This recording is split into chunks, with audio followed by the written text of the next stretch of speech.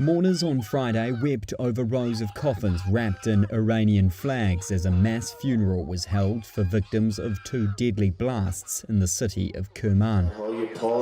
Nearly 100 people were killed at a memorial service for Iranian military commander General Qasem Soleimani on Wednesday. The general was assassinated in Iraq in 2020 by a US drone. At a funeral service, Iran's president Ebrahim Raisi vowed revenge. Iran's interior minister has told state TV a number of suspects had been arrested.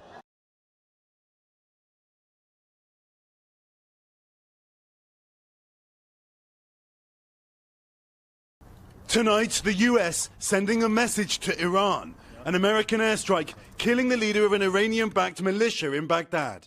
A senior US defense official calling it a precision strike on his vehicle, saying he was actively involved in planning and carrying out attacks against American personnel. US bases in the Middle East have been hit over 100 times by various Iran-backed militias, according to the Pentagon. But tonight, Iraq, furious, saying the assassination breaks agreements it had with Washington.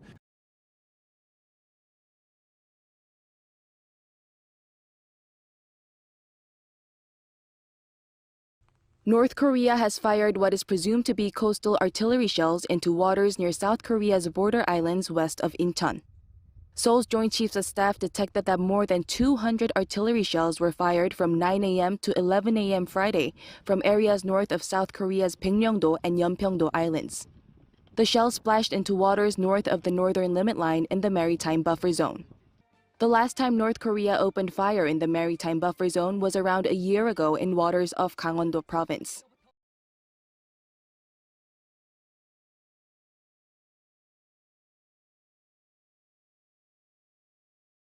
The Indian Navy has rescued the crew of a Liberian flag merchant vessel. All 21 crew members, including Indians aboard the cargo ship, have been rescued and are safe. And this comes after the vessel was hijacked in the Arabian Sea. The Indian Navy reportedly did not find any pirates on board the vessel. The rescue efforts follow an interception by an Indian Navy warship after it received a report that the MV Norfolk has been hijacked. The vessel was hijacked 460 nautical miles off the coast of Somalia.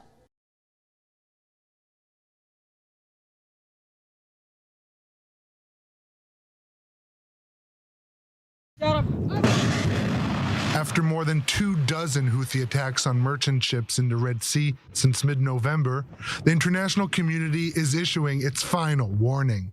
13 countries, including the United States, UK, Germany, and Bahrain, called on the Iranian-backed militia in Yemen to cease their attacks or face the consequences. A call reiterated on Wednesday by members of the UN Security Council.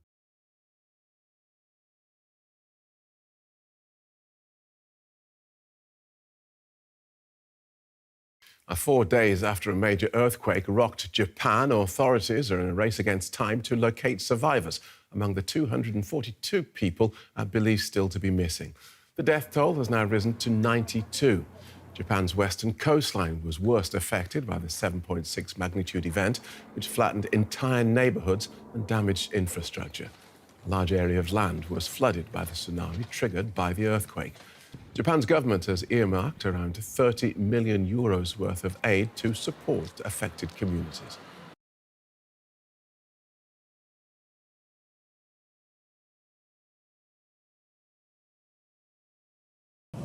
A nightmare on board Alaska Airlines Flight 1282. We need to descend down to 10,000. Yes, we need it as we've declared an emergency. Mid-air with 171 passengers and 6 crew on board, part of the fuselage tears off, leaving a gaping hole. The flight had taken off from Portland in Oregon just before 5 p.m. local time, bound for Ontario outside Los Angeles, but within minutes at an altitude of about 16,000 feet, what could have been a disaster. There was a kid in that row who his shirt was sucked off him and out of the plane, and his mother was holding on to him to make sure he didn't go with it. The aircraft turned back, landing safely to applause.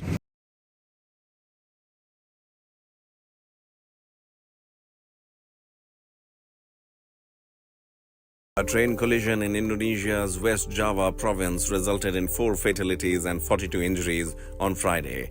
Distressing images captured the aftermath, showing passengers being rescued from toppled train carriages. The casualties included crew members, and efforts are underway to retrieve one body still trapped in the wreckage.